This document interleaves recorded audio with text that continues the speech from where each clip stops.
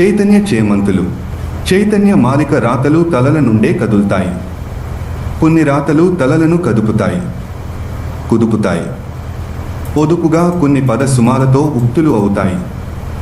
స్ఫూర్తి పరిమళాలను తోడు చేసుకుని సూక్తులవుతాయి. మనసులో విరబూసిన విజ్ఞాన చేమంతులే సూక్తులు. అందమైన భావ జగత్తులో చేతనత్వముతో చలించే చేమంతులు చైతన్య చేమంతులు. నిక్కమైన మంచి నీలం ఒక్కటి చాలుని గుండెలను కరిగించలేని రాతి బండలను ఒక కవి విసిరివేస్తే గంగి గోవు పాలు గెరిటెడైనను చాలు అని హృదయంలో అమృత బిందువులను చిందించే రసగుళికలను మరొక కవి ఏరి దాచుకున్నాడు. మనసులో రణం లేకుండా జీవించుటకు మరణం లేని మాటలను చేమంతి మాలగా తీర్చిదిద్దిన చైతన్య పొత్తము ఈ చైతన్య చేమంతులు పుస్తకము. అప్పుడప్పుడు అలా నా మనసులో పులికినవి, వేదికలపై నేను పలికినవి ఈ పుస్తకంలో సూక్తులుగా ఉన్నాయి. ఇందులో ఉన్నవన్నీ పలుకులే అయినా గొప్ప పలుకుబడిని కలిగి ఉన్నాయి.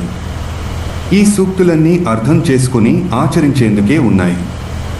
అన్నీ కాకపోయినా కొన్ని అయినా బ్రతుకులో తొంగి చూస్తే జీవితంలో క్షోభ తగ్గుతుంది, జీవిలో శోభ పెరుగుతుంది. ఇవన్నీ చేమంతులు చైతన్య చేమంతులు. పూసగుచ్చి మాలగా తీర్చి శ్యామసుందర భగవానుని అలంకరించడానికి సిద్ధంగా ఉన్నాయి. ఇక మనం చేయవలసిన కార్యమే మిగిలి చేసుకున్న వారికి చేసుకున్నంత అస్తు. స్వామి సుందర చైతన్యానంద చైతన్య చేమంతులు. 1. వస్తువు ఉన్నదే అయినా వస్తు జ్ఞానము లేనప్పుడు ఉన్నది లేనట్లే ఉంటుంది. ఈశ్వరుడు ఉన్నవాడే అయినా ఈశ్వర జ్ఞానం లేనప్పుడు ఉన్న ఈశ్వరుడు లేనివాడుగానే ఉంటాడు.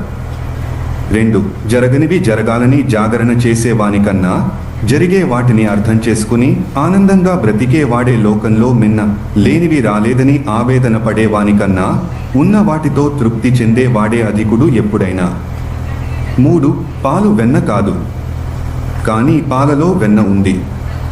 వెన్న పాలలో ఉన్నట్లు పరమేశ్వరుడు ప్రపంచంలో ఉన్నాడు. చిలికితేనే వెన్న, చింతనములోనే వెన్నుడు. 4. తినడానికి ఎన్నైనా ఉండొచ్చు. తినేవాడికి ఆకలి ఉండాలి, ఆసక్తి ఉండాలి. తెలుసుకోవడానికి జ్ఞానం సిద్ధంగా ఉండొచ్చు. తెలుసుకునేవాడికి ఆర్తి ఉండాలి, భక్తి ఉండాలి. భక్తి నైవేద్యంగా మారితే ముక్తి ప్రసాదంగా అందుతుంది. 5. అవసరం లేని వాటిని కోరనివాడు, భక్తి లేని వారిని చేరనివాడు, పెద్దల మాటలను మీరనివాడు సాధకుడు. సాధ్యరూపుడైన పరమేశ్వరుని సాధించుటలో సిద్ధహస్తుడు. 6. ప్రపంచము మనము రెండూ సత్యమైతే మనం వెతికేది ఏ సత్యం కోసం? ప్రపంచం కోసమైతే మనల్ని మనం పోగొట్టుకుంటాం, మన కోసమైతే ప్రపంచం మన నుండి జారిపోతుంది. ఇక్కడే ద్వైతమును జీర్ణించుకోలేము. అందుకే ద్వైతము భక్ష్యము కాదు అన్నది ఉపనిషత్తు. అభక్ష్యం ద్వైత భావనం. 7. బండి చిన్నదైనా పెద్ద బరువుల్ని మోస్తుంది. చెట్టు పెద్దదైనా చిన్న బరువులను కూడా మోయలేదు. పెద్దతనం ఉంటే ఉండొచ్చు, పరులను భరించే పెద్ద మనసు అందరికీ ఉండదు. 8. తప్పు చేసేవారు పరుల ముందు తల వంచుతారు, భక్తి చేసేవారు పరమేశ్వరుని ముందు తల వంచుతారు. పరుల ముందు తల వంచేవారు దుఃఖంతో కృంగిపోతారు, పరమేశ్వరుని ముందు తల వంచేవారు ఆనందంతో పొంగిపోతారు. 9. ఒకరు మనల్ని చులకన చేయడం వల్ల మనం చులకన పడము. అతడు నన్ను చులకనగా చూస్తున్నాడు అనే ఆలోచన వల్లే మనం బలహీనులమవుతాము. 10. మంచి పనులు చేసే వారందరూ మంచి ఆలోచనల్ని కలిగి ఉంటారని చెప్పలేము, కానీ మంచి ఆలోచనలు కలవారు మాత్రం ఎప్పుడూ మంచి పనులే చేస్తారు. 11. సమస్తాన్ని పోగొట్టుకుని దీనావస్థలో కొనసాగుతున్న దశలో కూడా శ్రీరామచంద్రుడు విభీషణునికి లంకను దానం చేశాడు. ఇవ్వగలిగినా ఇవ్వలేనివాడు లోభి, ఇవ్వలేని స్థితిలో కూడా ఏదో ఇవ్వగలిగినవాడు త్యాగి. 12. తనకు ఆశ్రయము జలమే అయినా ఆశకు దాసి అయి చేప వలలో పడుతుంది, లేదా గాలానికి చిక్కి ప్రాణాలను పోగొట్టుకుంటుంది. సర్వాధారుడైన పరమేశ్వరుని విస్మరించి ప్రపంచం వైపు పరుగులు తీసే జీవులకు మాత్రం ఇంతకన్నా ఏం మిగులుతుంది? 13. తమకంటూ చూపు లేకపోయినా తాము తొడుక్కోవలసిన చెప్పుల్ని కాళ్ళు గుర్తిస్తున్నాయి, కానీ తమకు చూపు చక్కగా ఉన్నా నిత్యానిత్యాల మధ్య తారతమ్యాన్ని కళ్ళు చూడలేకపోతున్నాయి. మనస్సు గుర్తించలేకపోతూ ఉంది. 14 దక్షుడికి యజ్ఞభూమి కూడా ఉపకరించలేదు. అర్జునుడికి యుద్ధభూమి కూడా సహకరించింది. అహంకార దర్పాలు పాతాళంలో పడేస్తాయి. వినయ వివేకాలు గగనంలో విహరింపచేస్తాయి. 15 ప్రయత్నిస్తే నీ మనస్సును నీవు అర్థం చేసుకోగలవు. కానీ ఎంత ప్రయత్నించినా నీ మనస్సుకు నువ్వు అర్థం కావు. నిన్ను మనస్సు చూపెట్టినట్లు కాకుండా నీవుగా నిన్ను చూసుకునే ప్రయత్నమే శ్రేయస్కరము. 16 భక్తి అనేది ప్రేమ ప్రవాహం. ఉన్న చోటే ఉండదు. నిరంతరం చలిస్తూ ఉంటుంది. చలింప చేస్తూ ఉంటుంది.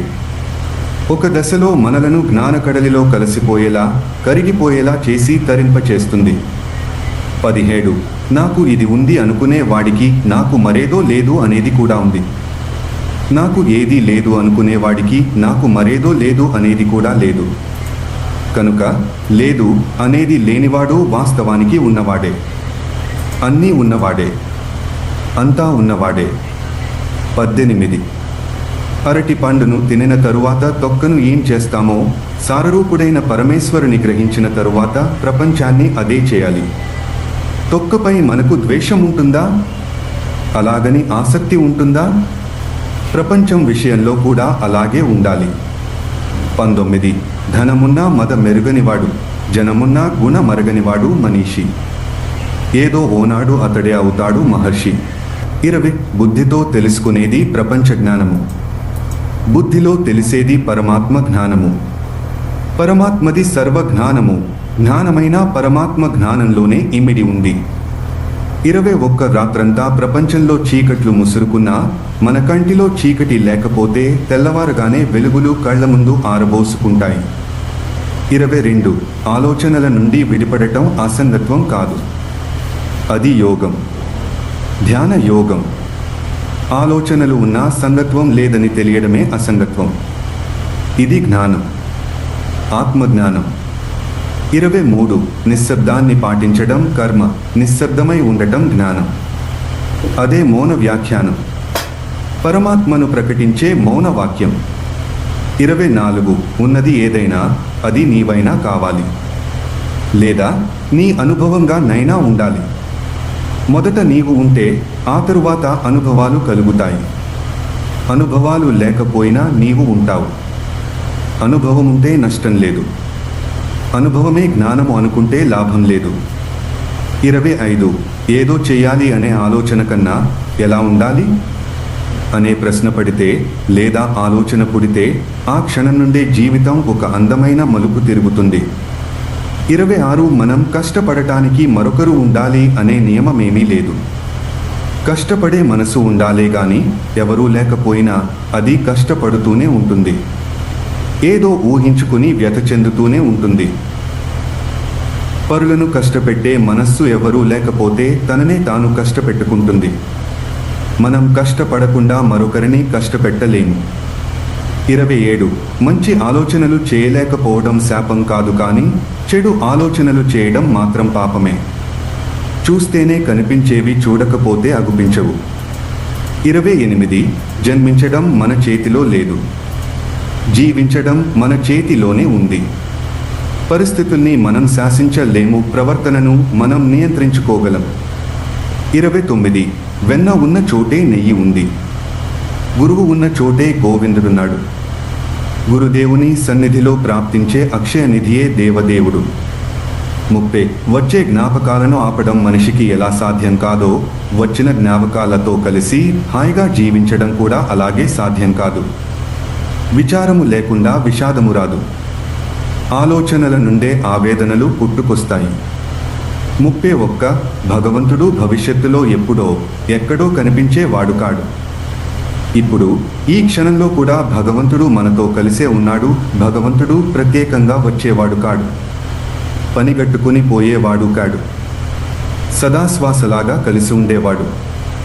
ఇదే జ్ఞానం, ఈశ్వర జ్ఞానం. 32 భగవంతుణ్ణి అర్థం చేసుకునే శక్తి మనకు లేదు. కానీ మన బాధల్ని పోగొట్టామని మనం వినిపించే మొరను భగవంతుడు అర్థం చేసుకుంటాడు. భక్తుడైన వానికి ఇదే శ్రీరామ రక్ష. 33 ఇచ్చేందుకు వస్తువుల్ని, ఇచ్చే చేతుల్ని, ఇవ్వాలనే చిత్తాన్ని అన్నిటినీ పరమాత్మే మనకు అనుగ్రహించాడు. అవన్నీ ప్రసాదాలే. వాటిని అలాగే వినియోగించుకోవాలి. అదే సమర్పణము. 34 అవసరాలు ఉండొచ్చు, ఉంటాయి కూడా. అలాగని ఆశలు ఉండనవసరం లేదు. అవసరాలకు అవధులుంటాయి, ఆశలకు హద్దులుండవు. ఆశ పెరిగేదే గాని తరిగేది ఉండదు. తోడు పెట్టినా, తోడు పడినా పెరుగుతూనే ఉంటుంది. పెరుగులా గడ కడుతూనే ఉంటుంది. శాంతి తరుగుతూనే ఉంటుంది. 35 నాహం కర్త హరహ కర్త. నేను ఏదీ చేయడం లేదు, అంతా శ్రీహరే చేస్తున్నాడు. ఈ భావన బుద్ధిలో కదలగానే నీవు చేసేవాడివి కాకుండా చేసేవాడిని చూచేవాడివి అవుతావు. 36 జీవితంలో ఏది నీది? ఎవరు నీవారు? నీకున్నది నీది అవుతుందే గాని నీది కావాలి అనుకున్నది నీది కాదు. ఆశించి పొందలేనిది నీది కానప్పుడు పొంది పోగొట్టుకునేది మాత్రం నీది ఎలా అవుతుంది? 37 మనుషులు జలాన్ని పానం చేస్తారు, దేవతలు అమృతాన్ని పానం చేస్తారు, మహాత్ములు జ్ఞానామృతాన్ని పానం చేస్తారు. అర్ధరసం పిబంతః. అందుచేత మహాత్ములు జీవన్ముక్తులై శోభిస్తారు. 38 వివేకము అనేది అనుభవాలను పొందటం వల్ల కలిగేది కాదు, అనుభవాలను అర్థం చేసుకోవడం వల్ల మిగిలేది, దివ్యంగా వెలిగేది. 39 వైరాగ్యం అంటే ఉన్న వాటిని త్యజించడము కాదు, అవసరం కానివి మనస్సులో చేరకుండా జాగ్రత్త వహించడమే వైరాగ్యము. 40 ఏ ధనమైనా వ్యయమే, క్షయమే. జ్ఞానమొక్కటే అక్షయ ధనం. ఈ సత్యము నెరిగిన వారే ధన్యులు, ఎరుగని వారు అన్యులు. 41 జగతికి చీకట్లు తెలియనివి కావు, జీవికి ఇక్కట్లు క్రొత్తవి కావు. ఈ ప్రపంచంలో ఎవడైనా బాటసారే, ఈ జగతి ఎవరికైనా ఎండమావే. 42 బుద్ధి పారిపోతే పోని, భగవంతుడు జారిపోకుండా చూసుకో చాలు. 43 ఏవో లేవని దుఃఖిస్తూ ఉంటాము, అవి మనకు అవసరాలు కావని, అందుకే మన వద్ద లేవనే సత్యాన్ని అర్థం చేసుకోము. 44 పరమాత్మ మనల్ని సేవకులుగా సృష్టించలేదు, మనమే ఆ మహితాత్ముని ప్రభువుగా ఎన్నుకున్నాం. 45 నేత్రాలు మూసి పడుకున్న నిన్ను నిద్ర తన ఒడిలోకి తీసుకున్నట్లు అంతర్ముఖుడవై ధ్యానంలో నిలిచిన నిన్ను పరమాత్మ తనలోకి తీసుకుంటాడు. దైవాన్ని చేరాలంటే ధ్యానం చేసి తీరాలి. 46 ప్రపంచం ఉండొచ్చు, కానీ దానిని గ్రహించే నీకన్నా వేరుగా ప్రపంచం ఉండలేదు. అది, ఇది, అక్కడ, ఇక్కడ, అప్పుడు, ఇప్పుడు అనేవి తెలుస్తూ ఉండినా అవేవి చైతన్యమును దాటిపోలేవు. 47 ప్రవాసంలో విద్య మిత్రుడు, గృహంలో భార్య మిత్రురాలు, రోగం వచ్చినప్పుడు ఔషధము మిత్రుడు, మరణానంతరం ధర్మమే మిత్రుడు. మిత్రుడెవరో కాదు, మేలు చేసేవాడు మిత్రుడు, మేలు కొలిపేవాడు మిత్రుడు. 48 జీలకర్ర చేదు, బెల్లమేమో తీపి. వాటిని ఇరువురు కలిసి అనుభవించాలని ఒకరి తలపై మరొకరు పెట్టుకుంటారు. ఆ తరువాత ఎవరి తలలు వాళ్ళు పట్టుకుంటారు. అదే సంసారం అంటే. 49 బాలకృష్ణుని ఎన్ని కష్టాల చుట్టూ ముట్టాయో మనకు తెలియదా? అన్నిటినీ నవ్వుతూ ఆలింగనం చేసుకున్నాడు. ఎవరిని ద్వేషించలేదు, దేనికి భయపడలేదు. మందహాసాన్ని చిందిస్తూ అందరికీ ఆనందాన్ని పంచాడు. మనం కృష్ణ భక్తులం, మనము అలాగే జీవిద్దాం. 50 పరమాత్మ పాదారవిందమే సర్వులకు ఆధారము. కానీ భక్తులైన భ్రమరాలకు ఆ చరణార విందము ఆధార స్థానమే కాదు, ఆనంద నిలయము కూడా.